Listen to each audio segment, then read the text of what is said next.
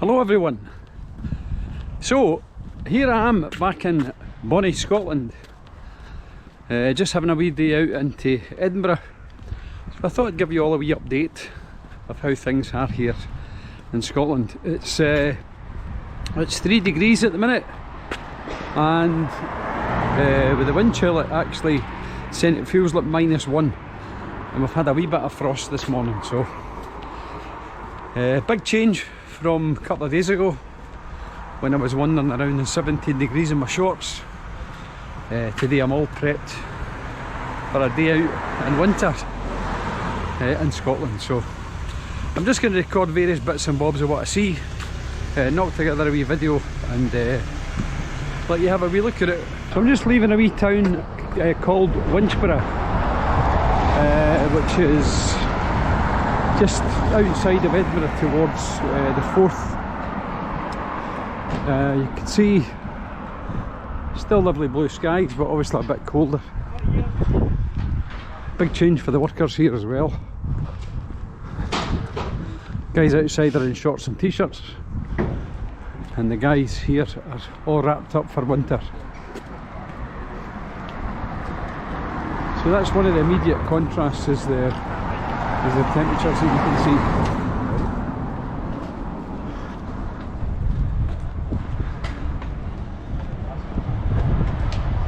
So this is one of these ex-mining villages. Mining used to be big in this part of the east coast. So you get lots of these rows and rows of these little miners' cottages, which now fetch decent money because of the easy commute into Edinburgh. So lovely wee part of the world. Based here for 10 days staying with our daughter. So we'll get out and about as much as we possibly can and show you a wee bit of Scotland. It does look very nice with the sunshine out and the blue skies, but it's Baltic compared to what we've been used to for the last 2 years.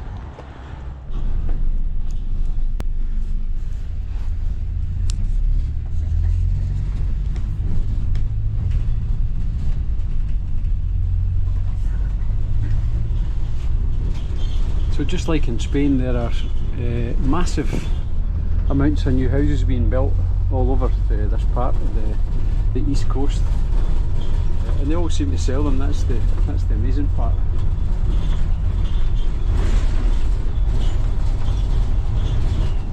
So living in Spain full time, you forget just how green Scotland is. Everywhere you look, apart from the dirty windies, it's green.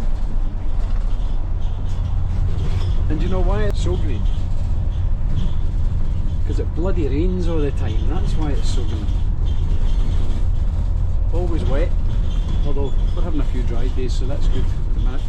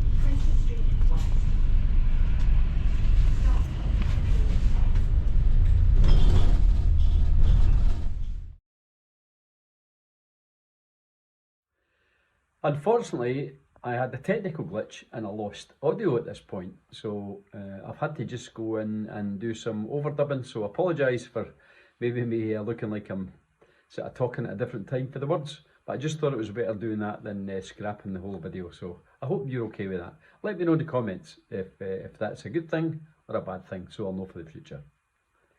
You'll also see a wee motorbike popping up in the corner, but that's just a sound file, so you can ignore that. So here we are, just coming along Princes Street. It used to be a fantastic shopping street here, but like so many city centres, it's just not open to cars. All the cars have to divert around the city. It's only a sort of bus and taxi zone. So obviously that's impacted on the ability of the shops to have some passing trade. You can see at this bit that they're just making all the preparations for the big Hogmanay party, which is obviously coming up at the end of December. And in a minute, we'll show you in the video, you'll see a proper Scotsman wearing a kilt. Yes, there are people who wear kilts in Scotland. It's not just there for the tourists. Some people wear them all the time. So there you go. So we're just going to continue our walk along Princes Street here, just having a look at things as we go. And just over to the left here, you'll see one of these big Pound and Beyond shops. Now that's actually shut down. And I have to ask, you know, how bad is the economy if pound shops can't even survive? Just here, you can see the bandstand getting all ready for the big Hogmanay celebrations. And just up beyond that is the castle in the background, which, as I've said, is a major feature in the firework display at New Year, so it's quite spectacular to see. American candy shop shut down, but it's no surprise really, because the rates on these properties on Princes Street must be astronomical. So it's no surprise businesses struggle to make it work. Let's just continue a wee walk and see what else we can see. You know, as I walk along here, looking at that blue sky, it's surprising how nice it looks. But I can't emphasise enough, it's actually about -1 here with the wind. So it is deceiving, the blue sky. It's colder than you think. Let's cross over the other side. So behind me here, you can see one of the many tourist shops that are dotted all along Princes Street, particularly this area, quite near the train station. You can buy all sorts of tartan stuff and Scottish stuff and everything else. And I remember one of the essential items that tourists seemed to buy in the past was a little tartan drummer girl in a plastic tube. Now, whatever happened to them? I don't see them in the shops anymore. But anyway, maybe somebody sells them, who knows. Did you ever buy one? You ever bought one? Let us know in the comments if you ever bought a little tartan drummer girl in a plastic tube. Here's another Scottish shop selling all its tartan tat to the tourists. It does make you chuckle. So we're now going to take a walk through the Christmas market. So I'll probably just add in some jolly music at this point, so I hope that's okay.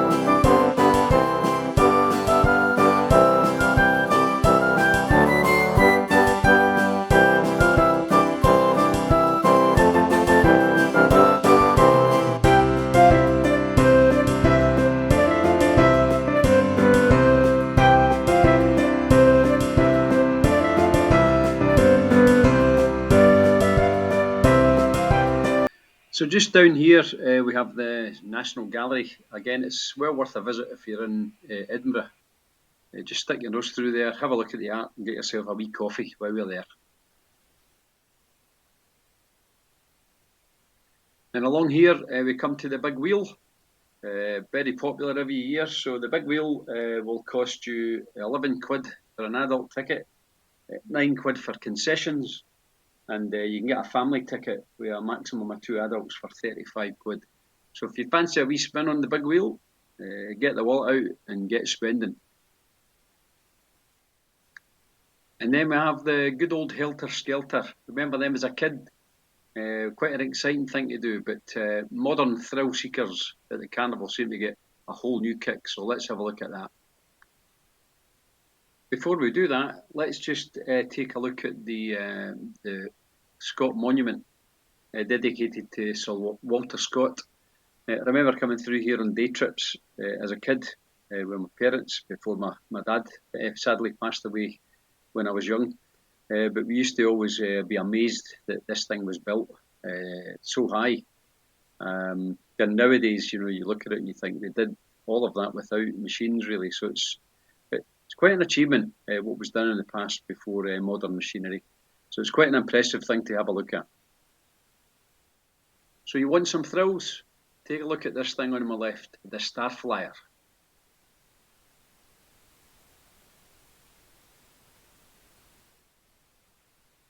So this is the Starflyer. So you pay 12.5 quid each for the privilege. Get strapped into your seat on a wee narrow chain, and this thing will go up to in the sky 80 metres high. And then it'll start burling you around, and then it'll put you up and down a few times, and then it'll bring you back down to earth. So if that floats your boat, 12.5 quid each to get your heart racing, and probably some cracking views of the city as well, I'd imagine. So if that's what you fancy, get yourself along there and give it a wee try. So time to leave the carnival in mind, and let's have a wee wander along towards Waverley Station. And no trip to Scotland would be complete without the bagpipes.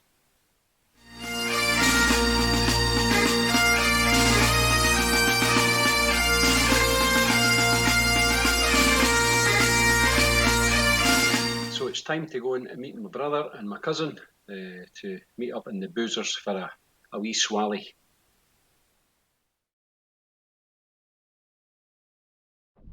Just thought I'd do a wee video of this wee Boozers. The Piper's Rest. It's a proper Scottish wee pub.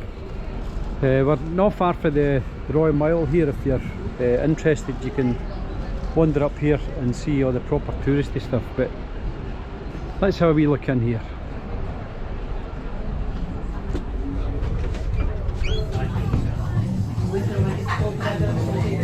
So proper wee Scottish boozers with proper Scottish fare and proper Scottish people.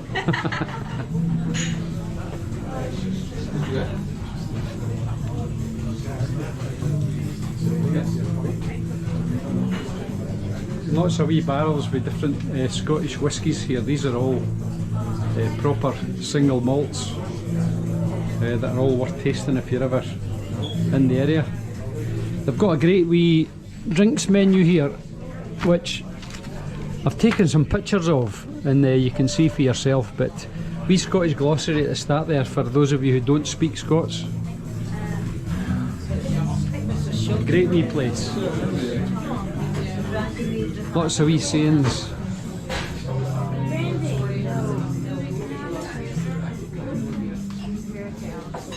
So if you ever find yourself in the area, nip into a proper wee Scottish pub and meet proper wee Scottish people.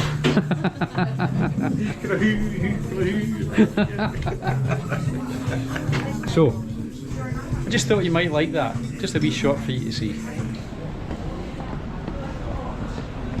So we're going down Flesh Market Close.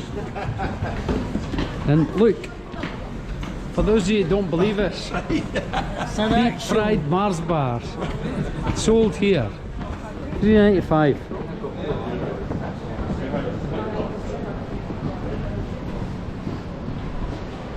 Edinburgh's full of these wee back streets where you can cut through for the sort of main street to the old town. Jingling Geordie that we were in earlier. Hello! Mere Scottish people. And then halfway up you've got the halfway house.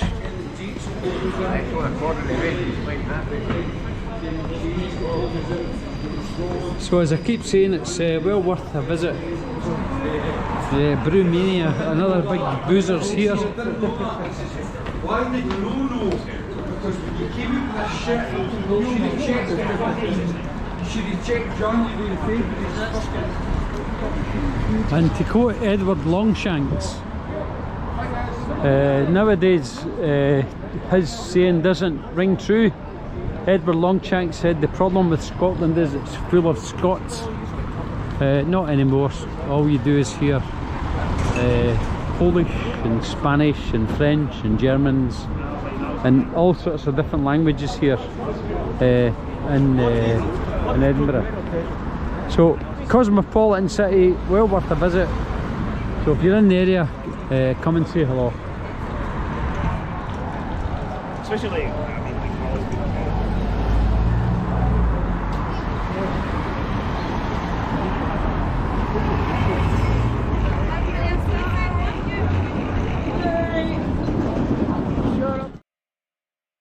So that brings this video to an end. I hope you've enjoyed a wee wander through Edinburgh.